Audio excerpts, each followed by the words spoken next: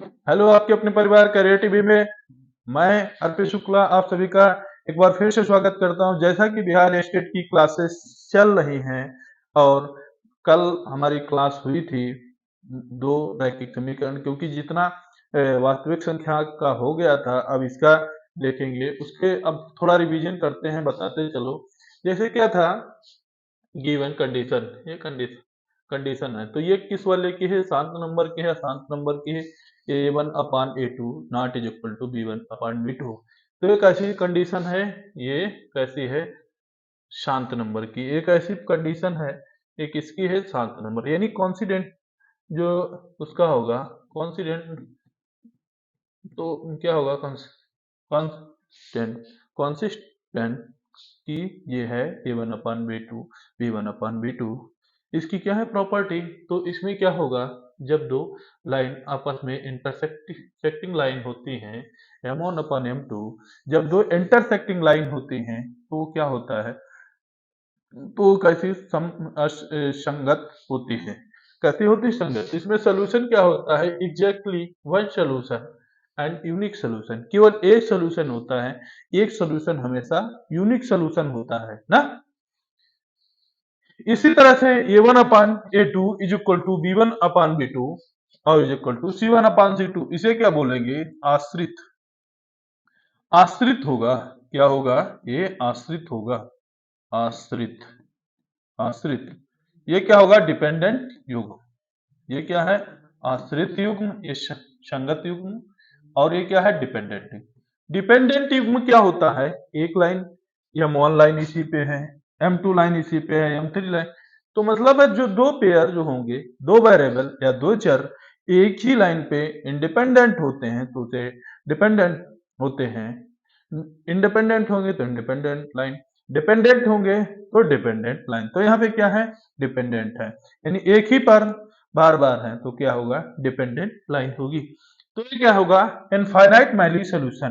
तो इसका क्या होगा, अपरिमित हल होंगे। इसके को क्या होंगे, अपरिमित हल होंगे, क्या होंगे, अपरिमित। ये कल हम पढ़ चुके हैं। जिन लोगों ने नहीं पढ़ा है उसका बेसिक पूरा जाके नेक्स्ट क्लास ऐसे वाली जो पहले वाली है, ये टॉपिक शुरू हुआ था, कुछ क्वेश्चंस भी हो गए थे। इसका मैं बेसिक बता रहा हूँ क्योंकि बेसिक इसके अच्छे क्वेश्चन बनते हैं बिहार स्टेट में, और स्टेट लेवल 1 लेवल 2 में बनते हैं। तो वही जो प्रीवियस ईयर क्वेश्चन है उन्हीं का डिस्कस किया जा रहा है। ये क्या है, असंगत। ये क्या होगी, A1/A2 A1/A2 असंगत युग्म, A1/A2 B1/B2 B1/B2 और not is equal to C1/C2। तो ये क्या होता है, असंगत पेयर होता है। इसमें क्या होंगी, दो लाइन होंगी, वो क्या होंगी, पैरेलल, एक दूसरे को ना इंटरसेक्ट करेंगी ना एक दूसरे पर डिपेंडेंट होंगी, ये अलग अलग होंगी। ये अलग अलग होंगी, ना एक दूसरे को प्रतिच्छेदित करती हैं, ना एक दूसरे पर डिपेंडेंट होती हैं। ठीक, तो ये क्या होगी, तो पैरेलल हो गई। तो जब पैरेलल लाइन हो जाएंगी तो इनका बाउंडेड एरिया होगा नहीं, इनका कोई एरिया बंधा हुआ क्षेत्र नहीं होगा, ये अनबाउंडेड हो जाएंगी। तो ये क्या हो जाएंगे, अनबाउंडेड। तो इसी वजह से क्या होगा, ये जो एरिया है ये अनबाउंडेड होगा, तो इसी वजह से इसका नो सोल्यूशन होगा। अब आगे चलते हैं। अब देखो इनका इंटरसेक्टिंग लाइन का इक्वेशन देख लो। अगर देख लो क्या है, यूनिक सोल्यूशन, अगर डिफरेंट एक्स एंड वाई की डिफरेंट डिफरेंट वैल्यू है, केवल देखो एक्स एंड वाई प्राप्त हो रहा है, तो यहाँ पे क्या होगा, यूनिक सोल्यूशन। अगर यहीं पे देखा गया है, यहाँ पे देखो, अब इसमें देखो क्या है, एक कौन था, A1/A2 B1/B2 A1/A2 और B1/B2। तो इसमें देखो क्रॉस सेक्शन करोगे तो A1/A2 B1/B2 देख लेते हैं, इसे चेक कर लेते हैं क्या यही इक्वेशन है। A1/A2 not is equal to 3/1, सही है, इक्वल टू तो था ही नहीं तो नॉट इज इक्वल टू लग ही जाएगा। लाओ देखो फिर से बताते हैं कैसे मैंने किया। जैसे 3/1, जैसे A1 बराबर 1 A2 बराबर -2, तो A2 बराबर -2, तो B1 बराबर 3 B2 बराबर 1। तो इसमें क्या हुआ, A1/A2 a1 अपान a2 किया तो 1 upon minus two is equal to 3 upon 1। अब इज इक्वल टू था लेकिन ये नॉट इज इक्वल टू होगा क्योंकि दोनों पेयर एक दूसरे के बराबर नहीं हुए। तो फर्स्ट कंडीशन सेटिस्फाई हुई, तो इससे क्या हुआ, आपका एक हल होगा ना, एक हल होगा, अच्छे समझ लेना, एक हल होगा। अब समझ आया। अब दूसरे की कंडीशन क्या थी, दूसरे की क्या है, पैरेलल लाइन। ये कैसी थी, दूसरे वाली थी, मैंने पढ़ा था दूसरी वाली डिपेंडेंट, अब इसमें आगे पीछे कर दिया है ना। तो दूसरे वाले में क्या है, डिपेंडेंट, यहाँ पे डिपेंडेंट दूसरी ये तीसरी वाली, यहाँ से फिगर जो 3 नंबर हम देखते हैं डिपेंडेंट लाइन, तो डिपेंडेंट लाइन में क्या था, a1 upon a2 is equal to b1 upon b2 not is equal b1 upon b2 और c1 upon c2। Not is equal to वाला किस में जाता है, a1 अपान a2 और b1 upon b2 not is equal to c1 upon c2, c1 upon c2। तो ये not is equal to वाले में चला जाता है, क्या है, नॉट इज इक्वल टू में चला जाता है। अच्छे देखो, प्यार से पढ़ोगे सब समझ में आएगा, अच्छे से एक एक इक्वेशन करते चलोगे तो कोई प्रॉब्लम नहीं होगी। अब देखो इसमें देखो, अगर इस टाइप से देखते हैं, क्या ये वैल्यू देखो, ये क्या है 2, a1 बराबर -2, a2 बराबर -4 इज इक्वल टू क्या होगा, 1 अपान 2 इज इक्वल टू 3 अपान, तो ये देखो नॉट इज इक्वल टू है ना, क्योंकि इनके तो इक्वल नहीं होगा। अब ये कह दो कि -1, ये -2 दिया है, -2 है और अपान में -4 है, तो 1/2, 1/2 यानी 3/2 हो गया ना, ये सही हो गई आपकी इक्वेशन। अब इसमें देखते हैं फिगर ऑफ, ये क्या था, इंडिपेंडेंट था, डिपेंडेंट में देखते हैं इसमें क्या है। ये बार बार मैं क्यों रिपीट करके, मैं कल भी समझाया था, आज भी समझा रहा हूँ, किस वजह से, क्योंकि ये क्वेश्चन बनते हैं, इससे क्वेश्चन बने हैं और अच्छे खासे बनते हैं। तो क्या है, 6/9, a1 4, a2 6, a1 4, a2 6 is equal to यानी बराबर ए b1, b1 था माइनस का 2, b2 -3। अब क्या है, c1, c1 6 है, c2 9 है, यानी 9 है, तो 2, तो 1/2/3, सॉरी 2/3, यहाँ से माइनस माइनस कट गया, 2/3, यहाँ 3 कट गया तो 2/3। तो ये आपकी प्रॉपर्टी हो गई होल्ड। अब आपने बेसिक लिया सीख, अब चलते हैं डायरेक्ट क्वेश्चन पे जो परीक्षा में आए हुए हैं और जिनसे क्वेश्चन बनते हैं। ठीक, चलो, इंग्लिश और हिंदी दोनों में है, बाइलैंग्वेज है क्योंकि आप लोगों को प्रॉब्लम ना हो, इसी वजह से बाइलैंग्वेज बनाया गया है। जैसे क्या है, इज इक्वल टू यक्स, देखो यहाँ पे दिया है, यदि x is equal to a, y is equal to b है, x is equal to a, y is equal to b दिया गया है। यदि यक्स प्लस वाई 5 है, यदि यक्स प्लस वाई 5 है, तो 2x 2x minus 3y is equal to 4 है, तो का हल का क्रम होगा। तो देखो इसमें हल का क्रम पूछ रहा है, अगर हल का क्रम पूछ रहा है तो क्रम देखना है, तो क्रम देखने के लिए हमें क्या करना होगा, देखो तो हम क्या करते हैं, देखो इस टाइप का क्वेश्चन दिया होगा, खाली ये तो कंफ्यूजन क्रिएट करने के लिए दिया गया है, इतनी वैल्यू, ये इतनी तो खाली कंफ्यूजन, जब वो बराबर दिया है तो दोनों सेम हो जाएंगे। अब ये भी कि मान है तो बाई ऑप्शन करेंगे, तो पहला ऑप्शन यहाँ पे 6 माइनस 1 कर लेंगे तो 5 हो जाएगा। अगर 6 दूनी 12 कर लेंगे, 6 दूनी 12 कर लेंगे, देखो पहले ऑप्शन से पहली वाली इक्वेशन सेटिस्फाई हो गई, तो 6 दूनी 12 हो गया।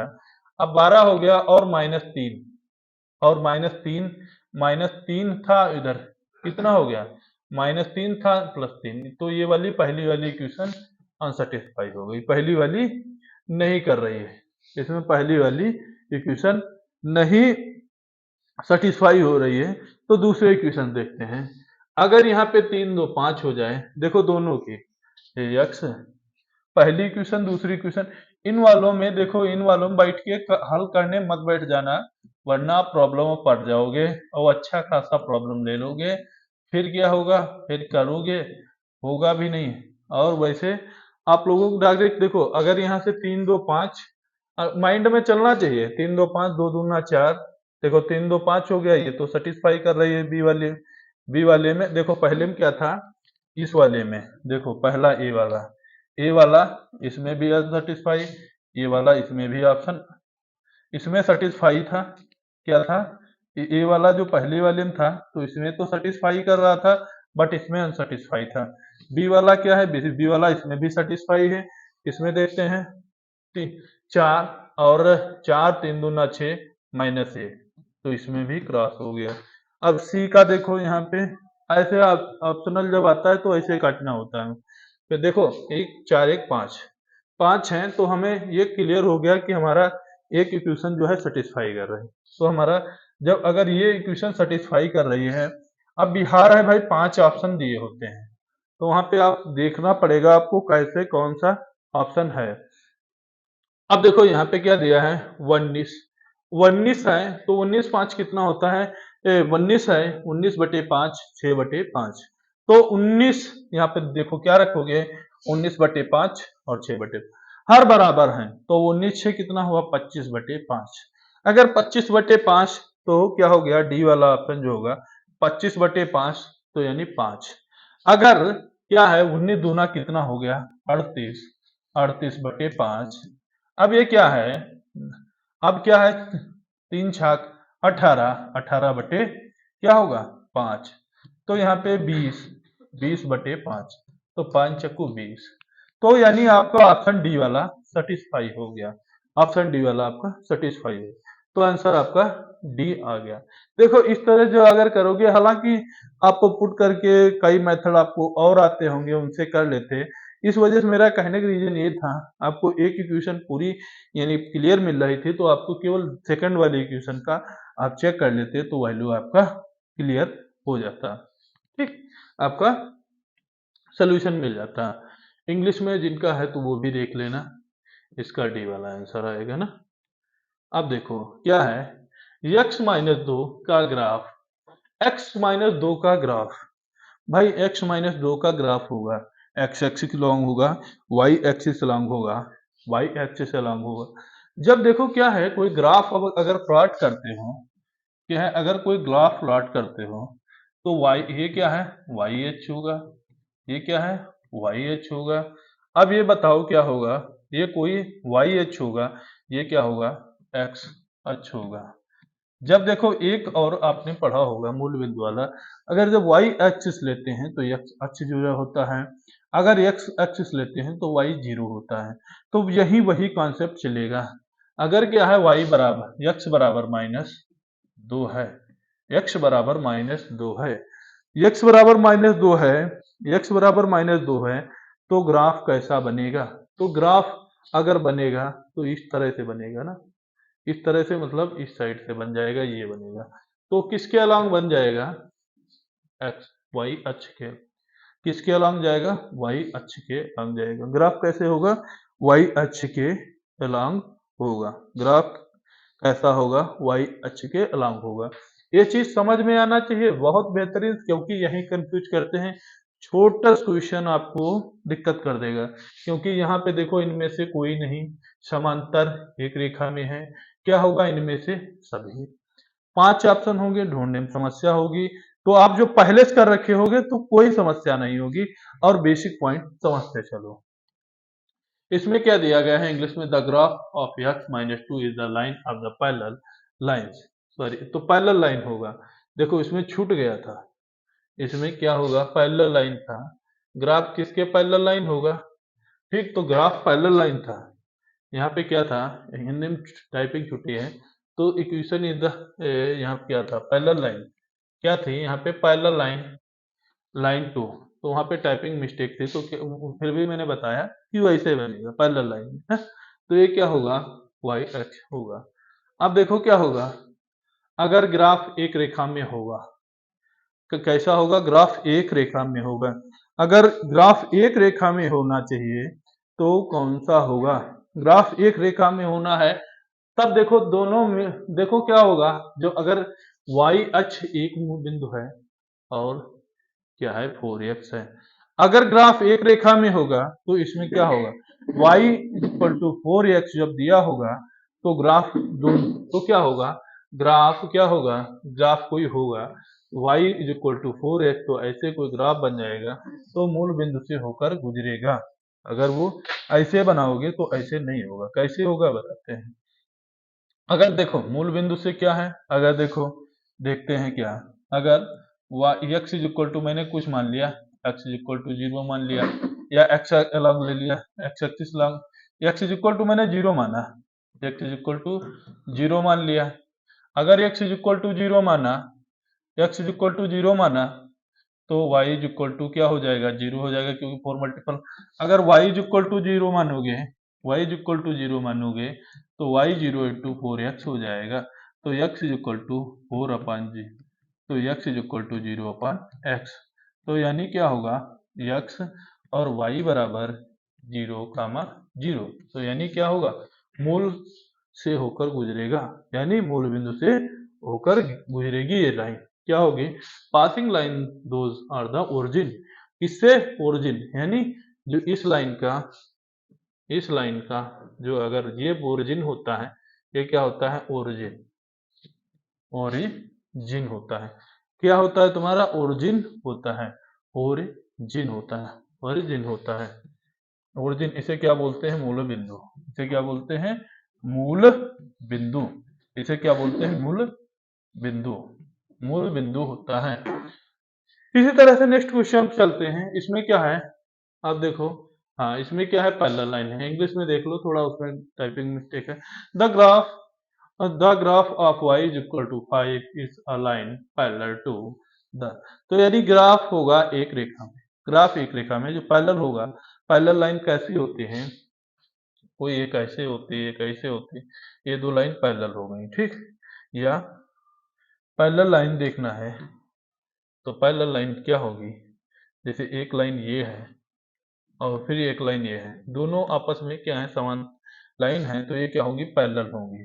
अगर पैरेलल होंगी तो y अक्ष के अनुदिश है, अगर y अक्ष के अनुदिश है तो ग्राफ किस अकॉर्डिंग बनेगा, y अक्ष के अनुदिश है तो ग्राफ किस अकॉर्डिंग बनेगा, तो ग्राफ y अक्ष के अनुदिश है तो ग्राफ x, तो y इज इक्वल टू 5 है, तो ग्राफ x अकॉर्डिंग बनेगा, तो ग्राफ x अकॉर्डिंग बनेगा, क्योंकि एक एक एक एक 2 3 4 5, तो पैरेलल किसके हैं, एक्स अक्ष के, किसके पैरेलल हैं, एक्स अक्ष के, लाइन किसके पैरेलल हो जाएंगी, एक्स अक्ष के पैरेलल हो जाएंगी।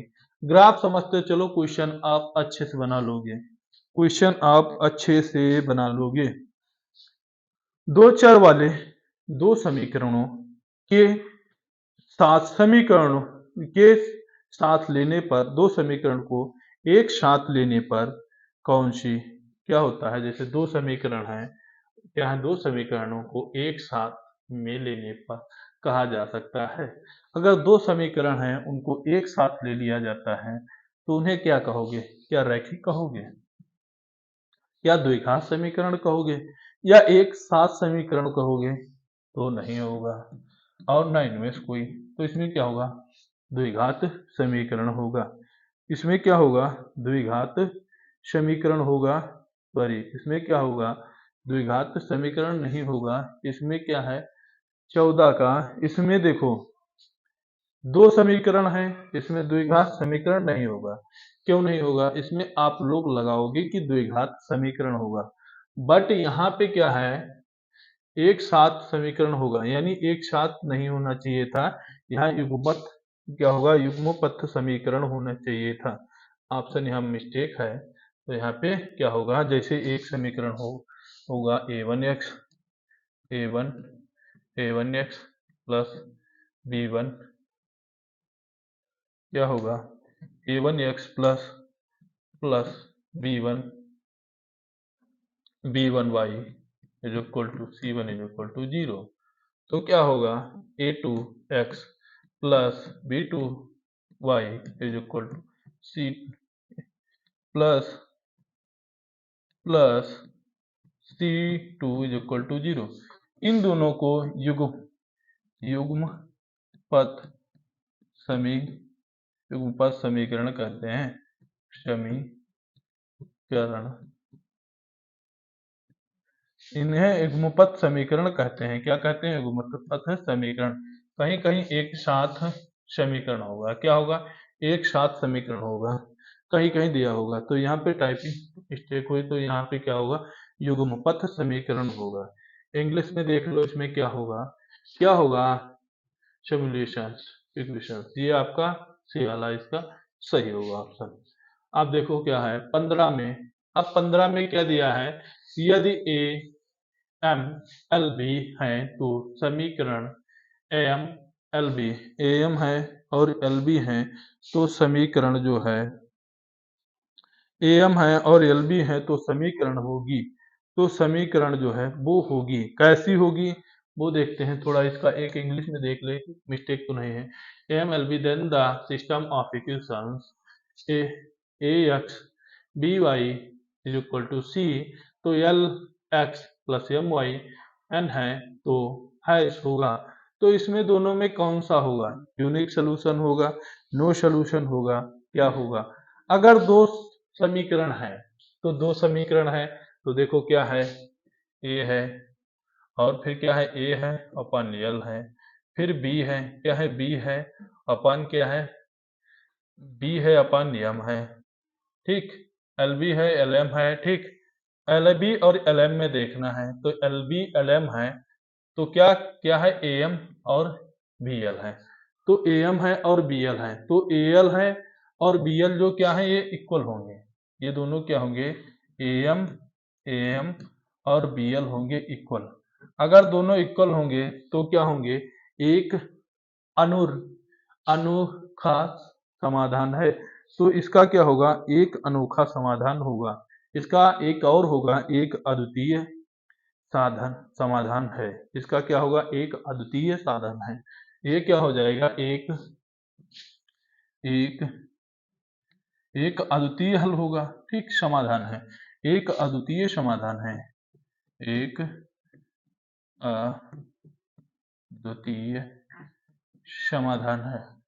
क्योंकि इसमें कोई सिर्फ समाधान है, क्योंकि इसमें सिर्फ है, तो इसमें पता तो चल रहा है, बट ये समाधान है, तो इसमें बहुत चीजें जो है वो क्लियर नहीं हो रही, तो इसी वजह से क्या है? एक अद्वितीय समाधान है। इंग्लिश में क्या होगा इसका? इंग्लिश में क्या होगा? Unique solution. क्या होगा? Unique solution. अद्वितीय को क्या बोलते हैं? एक यूनिक, अद्भुत सोल्यूशन ना, अपने में खुद ही। अब उसके बाद क्या होगा? समीकरण x प्लस टू वाई बराबर 10, तो y का मान 6 है, तो y का मान 6 है, तो क्या होगा? अगर y का मान 6 है, तो x का मान ज्ञात कीजिए। तो 6 दूनी 12 माइनस 2, 6 दूनी 12 और 10 माइनस हो जाएगा, तो -2। आंसर डायरेक्ट क्या आ गया? 2। इसमें भी 2 होगा। If in the equation x equal to 2y is equal to 10, the value of y is 6, then the value of x will be, ठीक। तो क्या होगा? -2 हो जाएगा। समीकरण 2x प्लस 3y का मान ग्राफ में है। 2x प्लस 3y का मान ग्राफ में होगा। अगर 2x और 3y का मान ग्राफ में देखना है तो कैसा होगा? अब देखो, क्षैतिज होगा, इसमें क्या लंबवत होगा, क्या होगा? सीधी रेखा होगी या क्षैतिज रेखा होगी, या इनमें से कोई नहीं होगा। तो इसमें देखो, अगर हम क्या करते हैं, अगर x अक्ष के अलॉन्ग लेते हैं, x अक्ष, देखो इसको समझो, तो y क्या होता है? 0। x अक्ष के अलॉन्ग लेंगे तो y हो गया 0, तो x इज इक्वल टू 5/2 होगा। अगर y अक्ष के अलॉन्ग लेते हैं, y अक्ष के अलॉन्ग लेते हैं, तो x 0 होता है, तो क्या होता है? तो x इज इक्वल टू 5/3। तो क्या होगा? y x अक्ष के अलॉन्ग लेते हैं तो y 0 होता है, x, तो यहाँ पे x अक्ष के अलॉन्ग लिया तो x अक्ष, तो y इज इक्वल टू क्या होगा? 5/3। अब 5/3 है, तो दोनों के अब वैल्यू तो x y की पता चल गई, क्या है? 5/2, और ये दो मूल बिंदु पता चल गए, तो क्या होगा? 5/3। अब ये ऐसी जो वैल्यू आई है, तो इससे आप जब ग्राफ बनाओगे तो ये कैसा होगा? क्षैतिज होगा। ये कैसा होगा, क्षैतिज, यानी कैसा होगा, हॉरिजेंटल लाइन होगी। कैसी लाइन इसकी हो जाएंगी, क्षैतिज लाइन हो जाएंगी। इसकी कैसी लाइन हो जाएंगी, क्षैतिज लाइन हो जाएंगे। अगर नहीं समझ में आता है तो बताइए, और ग्राफ ड्रा करना भी हम सिखाएंगे। फिलहाल में काफी ग्राफ पे मैंने क्वेश्चन बताए हैं, ड्रा भी कराए हैं, तो उन चीजों को आप समझो और अच्छे से करो। अब क्या है, और कमेंट बॉक्स में आंसर जरूर दिया करो। 3x plus 5y is equal to 0, तो k और kx plus 10y is equal 10y is equal to 0 का मान गैर शून्य है, तो सामान्य समाधान होगा। या the value of k for which equations 3x plus 5y is equal to 0 and kx plus 10y is equal to 0 has a non-zero solution is, क्या होगा, 6 होगा, b 0 होगा, 2 होगा, d होगा, ऑल ऑफ दीज होगा। इसका आंसर कमेंट बॉक्स में करके जरूर दीजिएगा। और आज की क्लास आपको कैसी लगी जरूर कमेंट बॉक्स में बताइएगा। दो रैखिक समीकरण का जो टॉपिक था यहीं पर हमारा होता है। इन मिलेंगे नेक्स्ट टॉपिक के साथ। जय हिंद।